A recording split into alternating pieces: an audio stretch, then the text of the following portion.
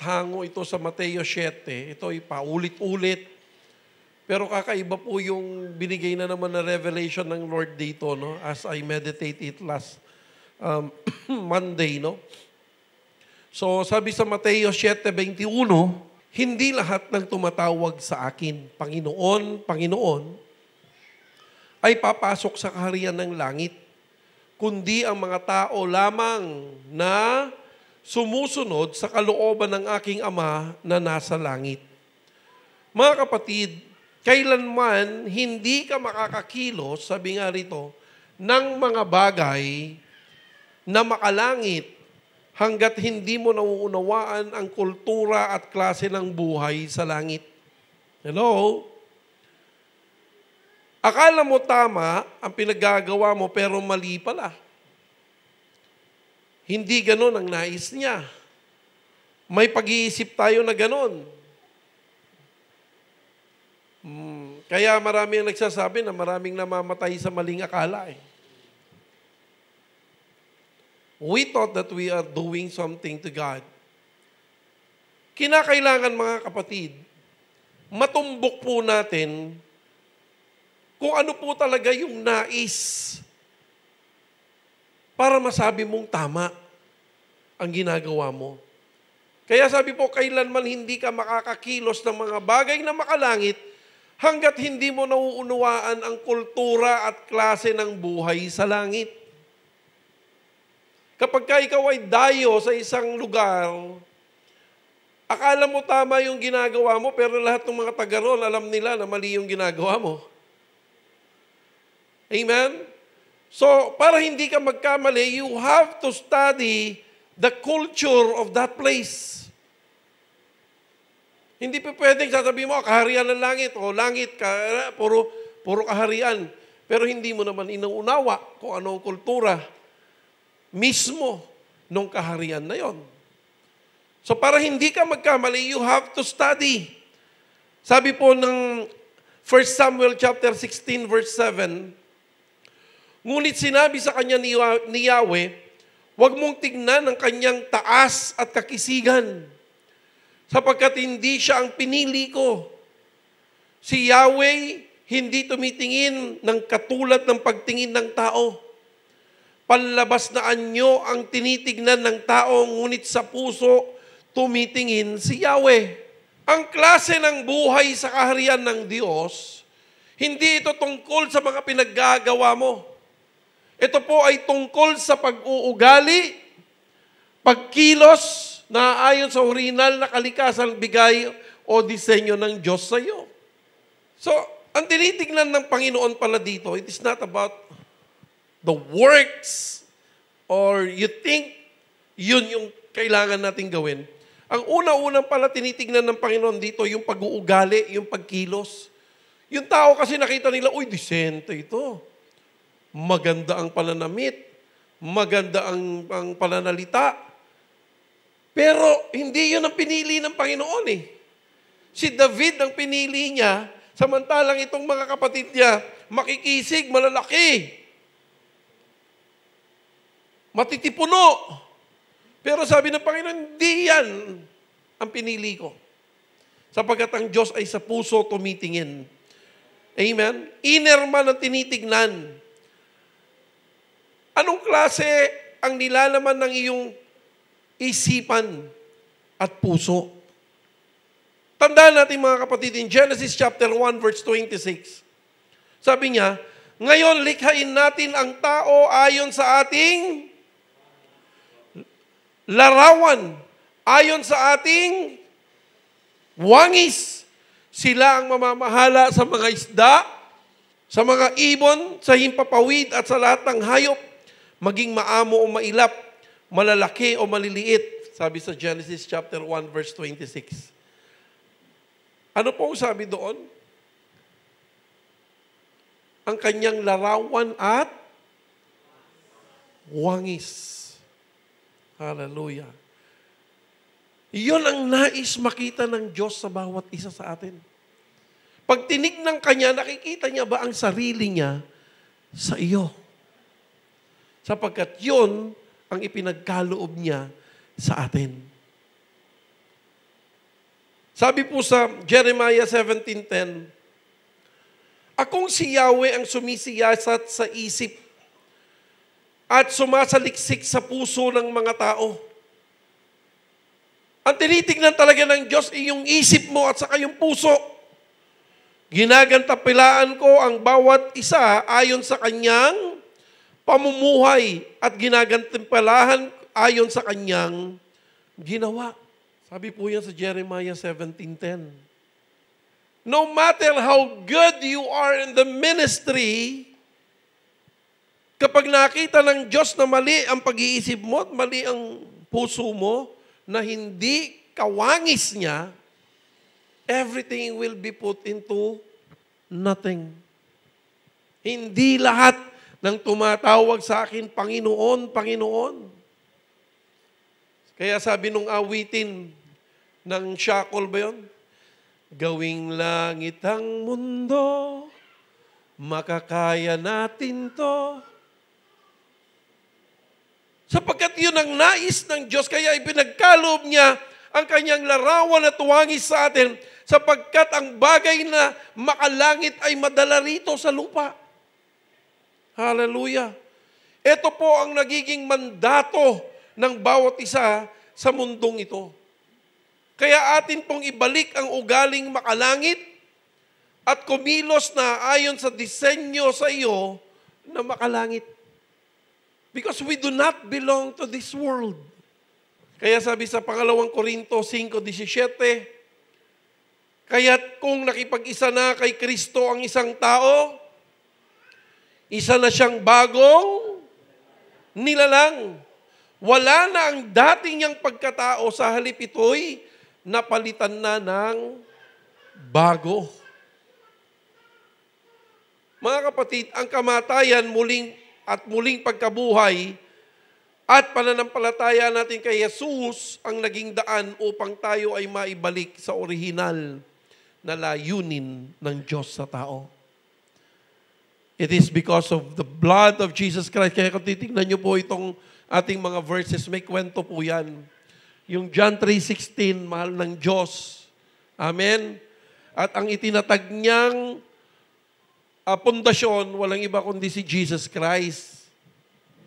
Hello? Kaya tinawag siyang King of Kings and Lord of Lords. At nung siya ay paakyat na ng langit, ang sabi niya, keep my commandments and I will ask the Father and He will give you another advocate. It is the Holy Spirit. And the Holy Spirit is now within us. Galatians 5:22. Naintindihan niyo po ba? Nung akin pong iniisip ko anong ilalagay po dyan, the Holy Spirit just revealed to me. Kaya po yun ang kwento po niyan. Kaya nakasentro po yung cross natin. Amen? Because of Jesus Christ, ang kanyang kamatayan, ang kanyang muling pagkabuhay, at yun naman ay sinampalatayanan natin, ito po ang naging daan upang tayo ay maibalik sa orihinal na layunin ng Diyos sa tao. Amen po ba? Ano yung layunin ng Diyos sa tao? Ang maging tulad, the very image and likeness. Muli tayo ng Diyos sa pamagitan ng kanyang anak na sino? Si Jesus. Yun naman kasi yung original na disenyo niya nasira lang. Naunawaan niyo po ba mga kapatid? Ngunit kinakailangan nating dumaan sa matinding proseso bago may pagkatiwala ng lubusan ng mga bagay na makalangit. Bakit kailangan na dumaan sa matinding proseso? Kasi nababad po tayo sa kasalanan. Kailangan maipagpag po lahat ng yan. Sino rito nanonood ng mga pelikula nung araw patungkol sa mga agi-agimat? Sino ang binibigyan ng agimat nung matanda, alimbawa? Dahil maganda ang iyong puso at datikain. Di ba? Sino nanonood nung ano yun? Yung ibong Adarna. Di ba may matanda doon? May dadating na warrior, sasabihin, Amang, ako'y gutom na gutom na. Baka pwede mo naman ako bigyan ng konting pagkain. Ay, naku, ito na nga lang akin eh. Pero, itong si Prinsipe Abante, sabi niya, sige po, ito pa po, meron pa po ako. Sapagkat, bago ipagkatiwala ang isang bagay na mahalaga, kailangan makasiguro siya. Kaya kailangan ikaw at ako ay kanyang sinusubukan. Hello? Ang sabi po dito, it will be revealed with fire, and the fire will test the quality of each person's work. Hello? Kaya minsan akala natin, Panginoon, parang wala ka naman sa presensya. Walang presensya, di ko nararanasan. Kasi you are under process. Sinusubukan ka. Bakit? Kasi meron siyang bagay na ipagkakatiwala sa iyo. Kaya hindi mo natatanggap kasi hindi ka nakakapasa doon sa kanyang pagsubok. Hindi pa pwedeng lahat ng bagay, bigay lang ng bigay ng Panginoon. Talagang kailangan mo patunayan that you deserve to receive such revelation from God. Hallelujah. Kaya sabi niya, ngunit kinakailangan nating dumaan sa matinding proseso. Ano yung matinding proseso? Marami ang pagsubok. Hallelujah. So ano-ano mga proseso ito? Number 1, kinakailangan kang subukan. Sabi mo sa katabi mo, kinakailangan kang subukan. Alam nyo, ang totoong matatag sa pagsubok, unang-una, ang pinagkakatiwalaan dumadaan sa pagsubok. Tama? Hello? You can never become a professional teacher without taking a board exam. Hello? Kasi matindi ang responsibility na ibibigay mo ibibigay sa iyo Ha? Ang taong sinusubukan at ang taong nakakapasa sa pagsubok, number 1, hindi takot sa pagbabago. Hindi takot sa sakit. Hindi takot maihiwalay. Handang magsakripisyo. Naniniwala sa mga imposible. Nag-iisip, nagsasalita at kumikilos bilang isang hari. Marami po ang pagsubok gagawin ng Diyos. Si Gideon, sabi niya, lulusubin niyo yung kalaban ninyo. Nagdala siya ng army, about 10,000. Sabi niya, masyadong marami yan. Baka pag nanalo kayo, sabihin niyo, kayong magaling. Anong ginawang pagsubok sa mga 10,000? Pinainom sa may ilog, tama? Sabi niya, lahat ng iinom na pasubsob ang ulo na parang aso, pauwin mo. Pero lahat lamang lang uminom na gamit ang kanyang kamay at habang umiinom, tumitingin sa paligid. Dahil anytime may kalaban, tama po ba? Yun lamang ang isama mo. Ilan sila? 300, kaya nga may pelikulang The 300 yung 300.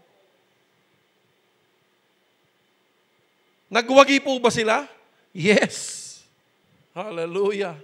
Si David, tinalo si Goliath, pero maraming pagsubok bago ito naganap.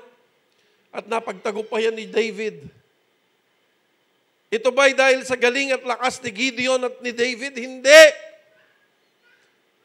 Lahat ng bagay patungkol sa mga ginagawa natin, hindi po ito tungkol sa atin. Ito po ay tungkol sa Diyos na tumatawag sa atin. Bakit? Ang nais kasi ng Diyos, consistent siya na gusto niya makita ang sarili niya sa bawat isa sa atin.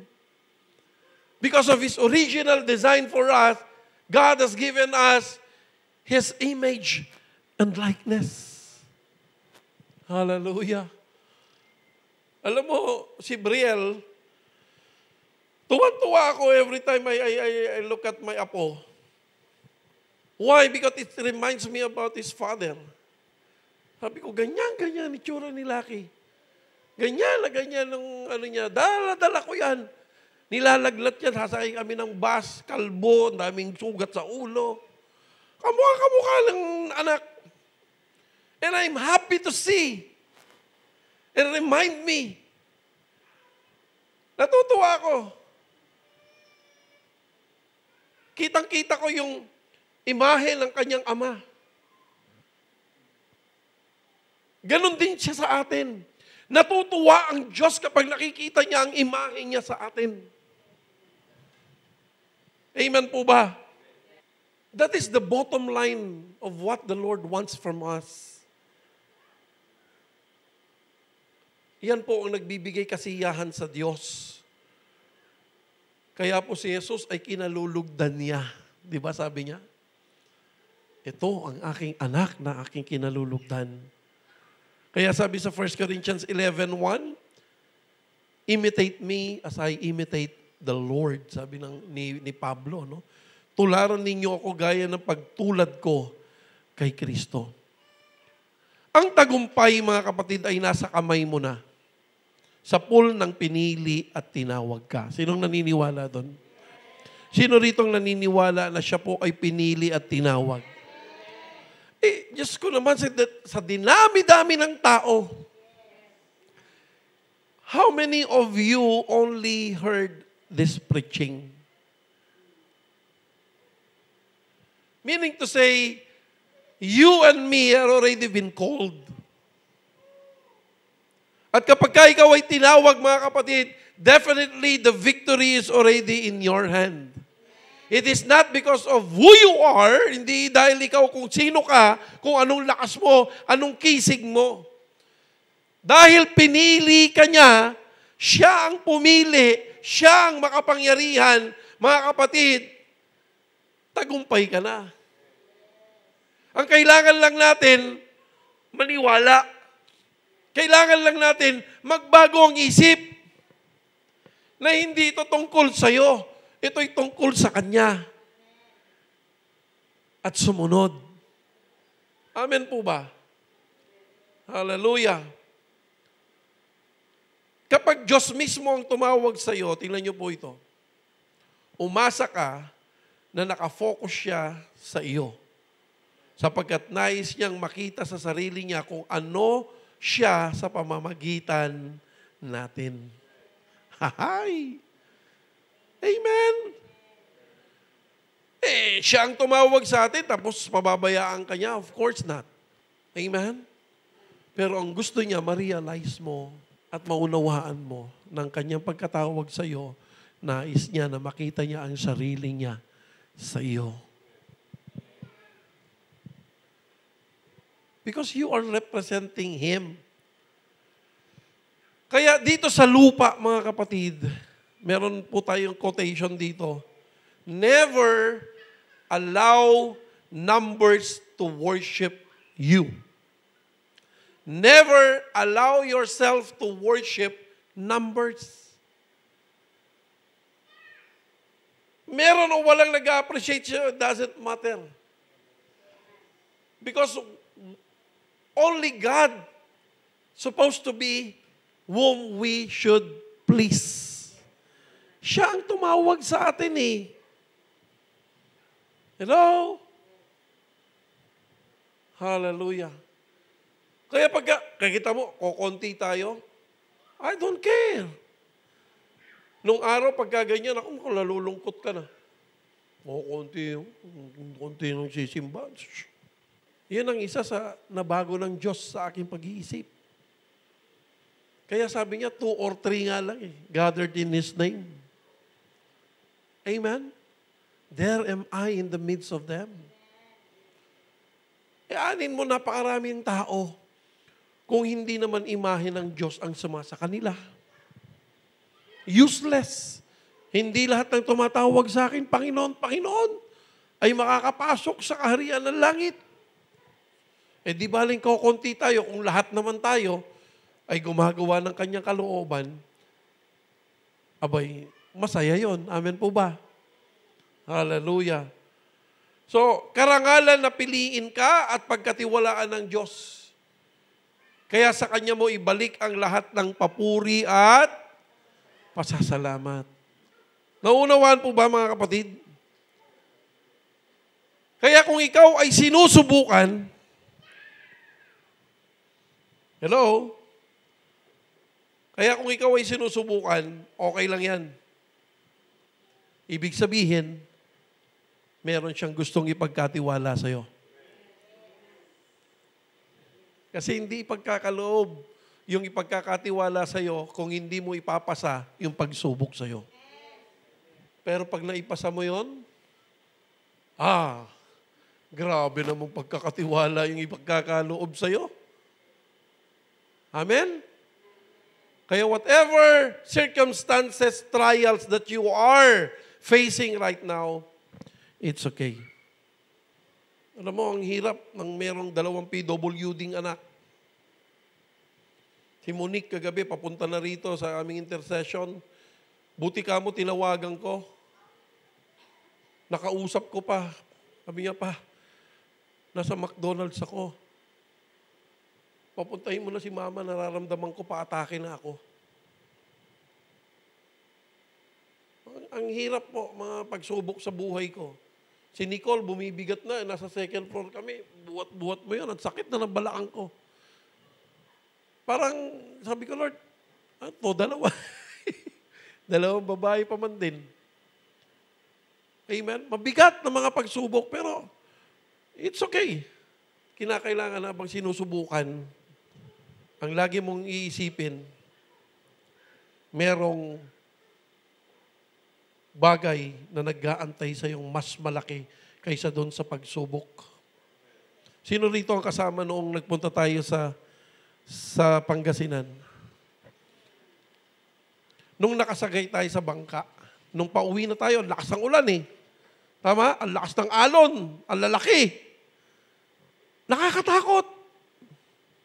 Ang dami mong alon na sasagupain. Pero ang nasa isip mo, nakikita mo na yung pampang. Amen? Hindi ka na dapat tuminto. Mas mahalaga na yung makarating ka sa pampang kaysa doon sa alon. Amen? Di ba, malakas ang alon? Sige! Sige pa! Sige pa! Nagbibilang ako ng segundo. Mula doon sa, talagang inano ko, magmula doon sa, binilangan ko 5 minutes. 5 minutes. 300 seconds eh. Bilang ako, sa isip ko lang. Mula ganun kalayo pala, 5 minutes lang. Sa pulong ako'y nagbilang. Kasi ayokong i-focus doon sa alon, sa ulan, at sa lamig. Kaya pagdating ng Lunes, lagnat si pastor. 2 days. Tita Mayan mo, pagtapos ko, Tita Mayan mo naman. Pagtapos ko, si Tita Jean mo naman ngayon. Hallelujah.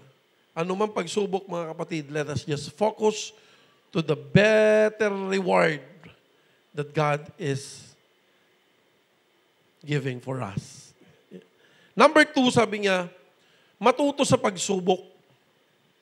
Ayusin ang pag-uugali, pag-iisip, pagsasalita, at pagkilos. Sino nakakilala kay Peter at saka si Judas? Di ba si Pedro at saka si Judas parehong nagkasala sa Diyos? Hello? Ibinenta ni Judas si Jesus sa halagang 30 pilak. Si Pedro, he denied 3 times. But Judas focused on the guilt of betraying Jesus. Ano nangyari kay Judas? Nagpakamatay. Kaya pagka diyan ka nag-focus, nagkasala ako sa Lord. Uusigin ka talaga ng konsensya mo. Nagkasala ako sa Lord. Hindi na ako magsisimba. Ayoko na. Kasalanan ako eh. Kasalanan ako. Ano nangyari? O di namatay si Judas. Nagpakamatay. Pero si Pedro, dinenied niya si Jesus, but instead na siya ay magkaroon ng guilty feelings, he chooses to ask forgiveness and focus to Jesus. At nung naipasa niya ang ganung pagsubok, ipinagkatiwala. Sabi niya, ikaw Pedro, sa batong ito, sabi niya, itatayo ko ang aking iglesia. Hello? Kaya,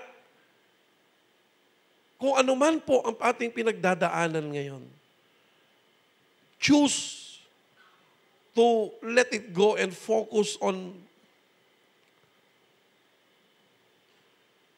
following Christ rather than Judas na nag-focus sa guilty feelings niya, nagpakamatay.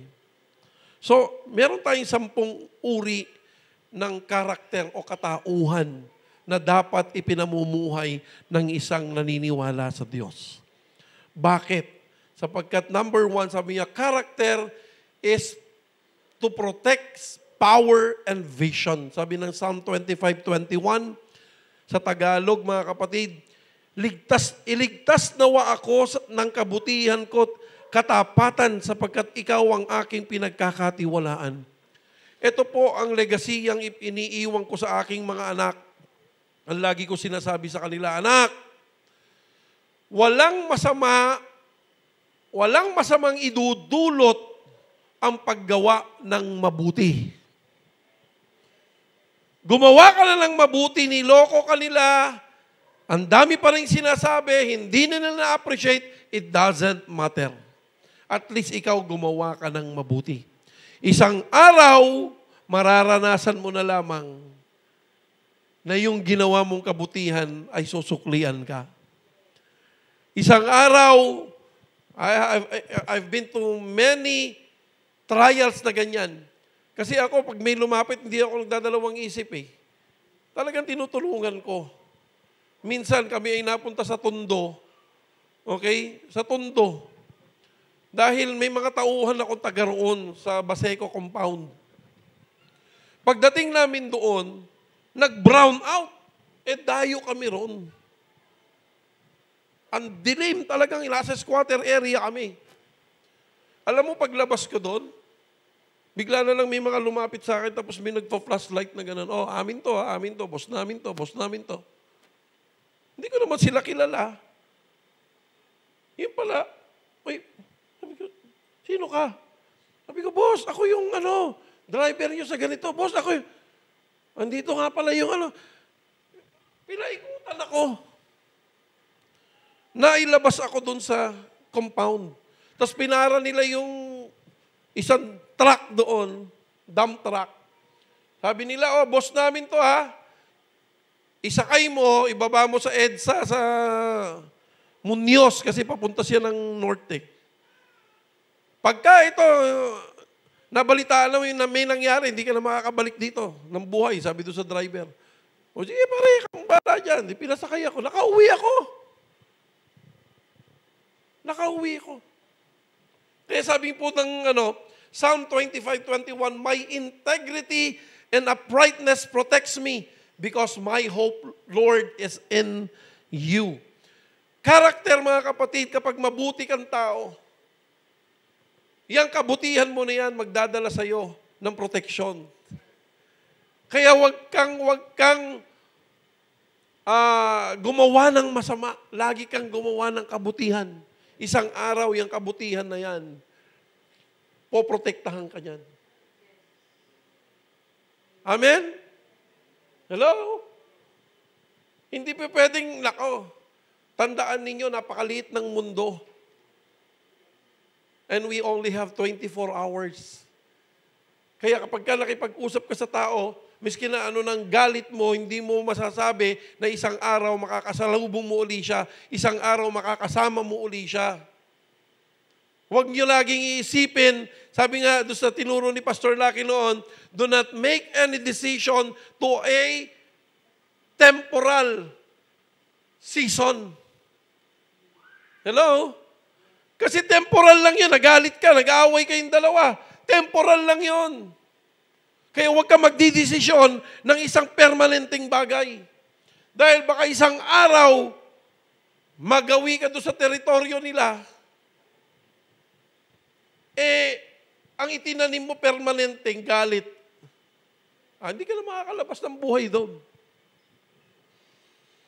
Naintindihan niyo mga kapatid?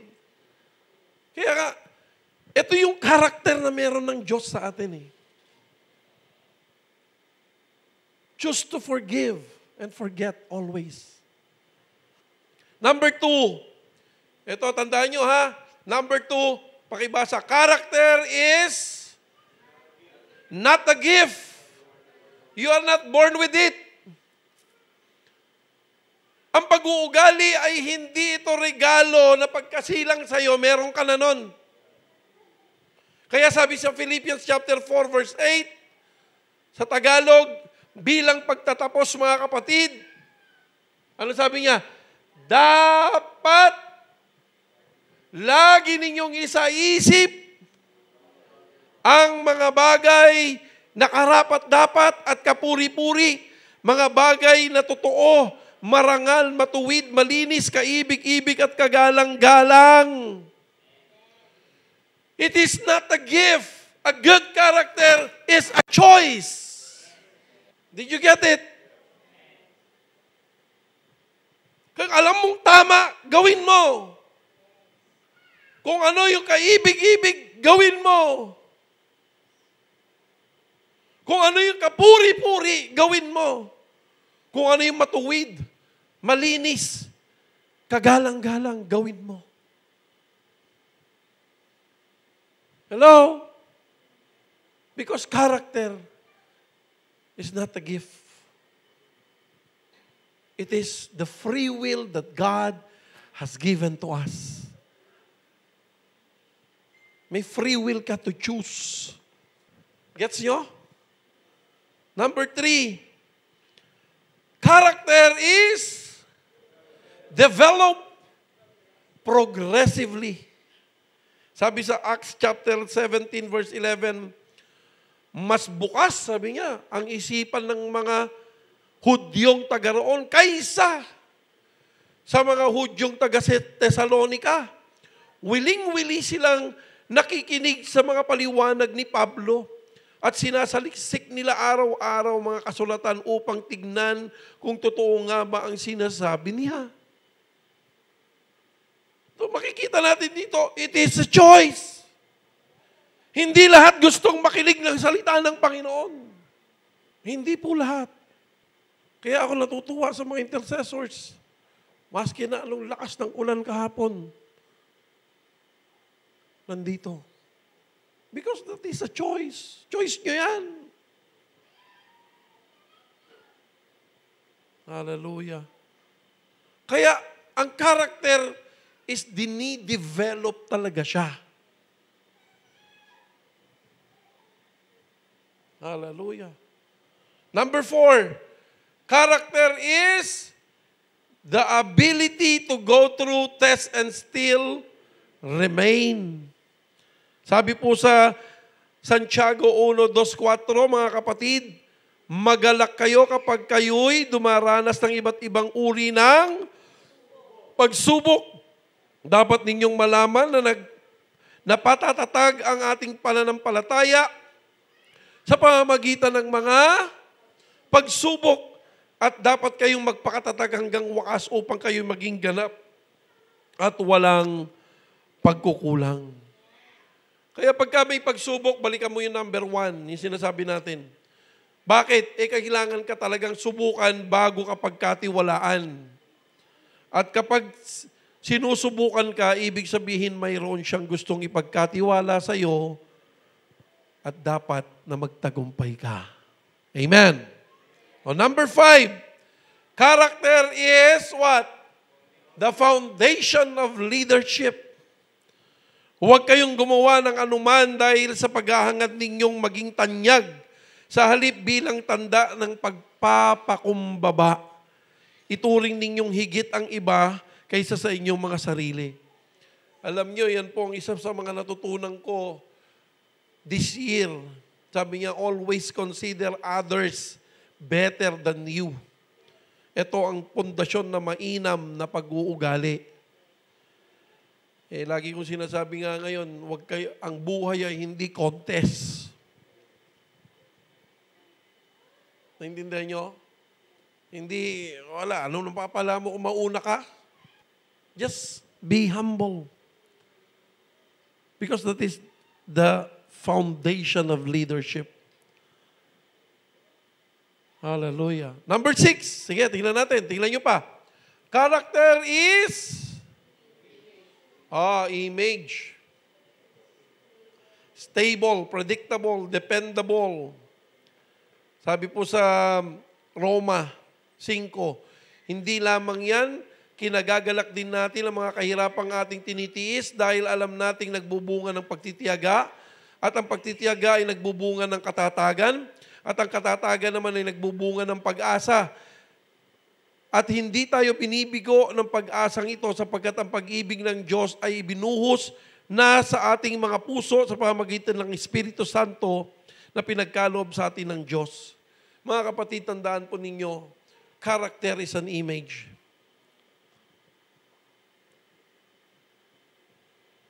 Sino sa inyo ang alam mo yung pag nakita nila ikaw, anong imahe ang ipinapakita mo because of your character? Pag nakita nila, ayan, ayoko yun, yabang yan eh. Naintindihan nyo? So, dapat yung character natin, it defines you. Na, alam nyo yun, pagka may papipirmahan ka, halimbawa sa professor mo, naku, hindi pipirmahan ni sir to. Kasi kilala mo siya eh. Kilala mo ugali niya. Amen? Naku, hindi pipirmahan yan. Naku, hindi talaga ubra yan. Naku, hindi talaga ubra yan. Because you know the person. Because whether you like it or not, character is an image. Yan ang nakadisplay sa'yo. Kaya makikita mo, si pastor, mabait yan. Imahe kasi yun. Kaya iingatan natin yung imahe natin. Amen? Paano mo iingatan? Kailangan tama ang karakter o yung katauhan mo. Amen po ba? Number 7. Character never change whatever circumstances. Sabi ng James 1:4, let's perseverance finish its work so that you may be mature and complete, not lacking anything. May paninindigan. Yun yung sinasabi ko kanina, na nakasakay ka sa bangka, miski na anong alon ang dumating sa buhay mo, kung nakafocus ka, alam mo ang direksyon ng iyong bangka, you will not going to panic. Kaya pag nagdesisyon ka, whether they like it or not, you know na ang direction mo papunta doon, hindi ka mag-wave.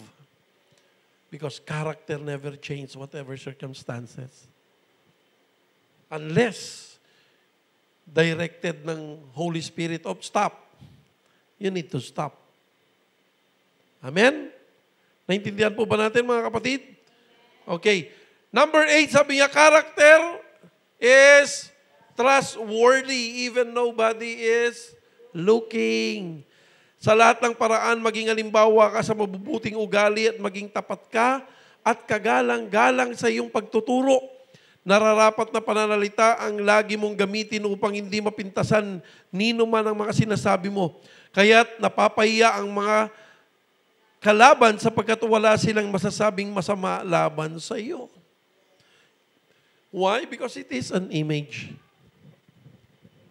Amen. Hello. Pinagkakatiwalaan ka ba? Sino rito pinagkakatiwalaan? Hallelujah. Hallelujah. Alam mo, pagka pinagkatiwalaan ka, huwag yung sisirain yung tiwala na yun. ultimo yung anak mo. Kaya lagi ako winawarningan. Sabi nung ni Lucky, ay naku pa, pag nangako ka dyan, tuparin mo. Kaya ako, play safe lagi. Lola, I want to go to the mall. You ask your father. Kasi pag sinabi ko, okay, let's go. Naku pa. Sabihin ni, pag nagsabi ka dyan, kailangan tuparin mo. O di papasa ko naman, you ask your father. What did your father tell you? I told you. We will go to the mall. Oh, you go to the mall. Ligtas si Lolo. Ewan ko ba, pag tumatanda ka na, kayo tatanda rin. Tatama rin na kayo mamasyal. Nakakatamad. Amen? Kaya nga po, lagi sinasabi, asa na ba tayo? Number 8? Number 9 na tayo. Sige, character is self-imposed discipline. Kaya nga, sabi po, tell me who your friends are and I will tell you who you are. Kaya sabi po, Exodus 18:21, but select capable men from all the people, men who fear God, trustworthy men who hate dishonest gain, and appoint them as officials over thousands, hundreds, fifties, and tens. Kaya dapat tinitignan po natin kung sino ang ating mga kaibigan at sinasamahan. Kasi nga, imahe yan, mga kapatid, kapag ka yung imahe mo, ibinabad mo sa kamatis, hahawa. Tandaan po natin, supposed to be tayo po ay lebadura. Amen? Tayo ang nakakahawa, hindi tayo ang nahahawaan. Amen? And the last one is, character is a commitment to set off values without compromise. Commitment siya to set values without compromise. Miski na sinusuhulang ka na, miski na alam mong makikinabang ka, manindigan ka sa tama. May malakas na moral values at dapat may resistance ka. Amen? Itong election, ang daming nawalan ng moral values. Lalo na yung impeachment kay Sara ngayon. Alam nyo ba na ang isang congressman tatanggap 50 million just to sign for the impeachment? Sige nga. Pirma lang naman. Saan mo kikitain sa buong buhay mo 50 million? Pipirma ka lang, oh. Tempting, di ba? Pero kung isipin mo, bakit kailangan i-impeach? Filean mo ng kaso kung may ebidensya ka.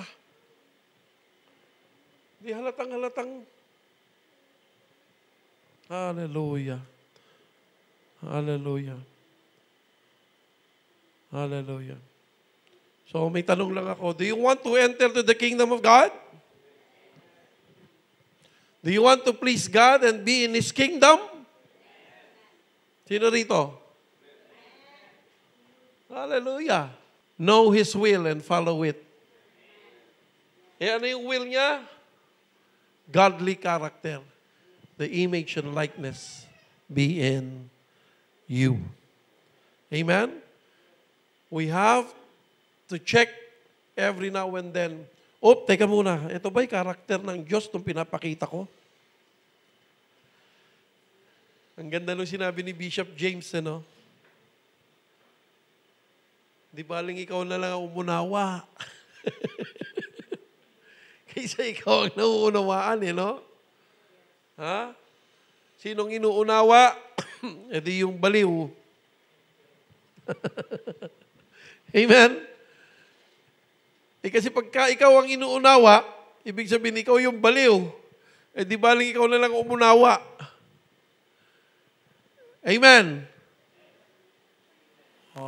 Daming mga bagay, simpleng bagay na minsan hindi natin naiisip.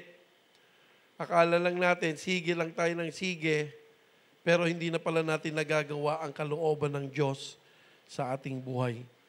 Kaya mga kapatid, if you want to be in the kingdom of God, you have every now and then check the image and likeness of the Lord. Meron pa ba siya sa iyo?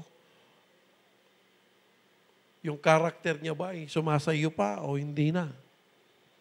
Useless po ang lahat ng ginagawa natin sa simbahan without the image and likeness of God. Tandaan niyo po yan. Amen? Pero paglabas natin, dala-dala natin lahat yan. Meron tayong imahe ng Diyos sa bawat pagkilos na ginagawa natin. We are giving God glory and honor. Amen? Are you all blessed?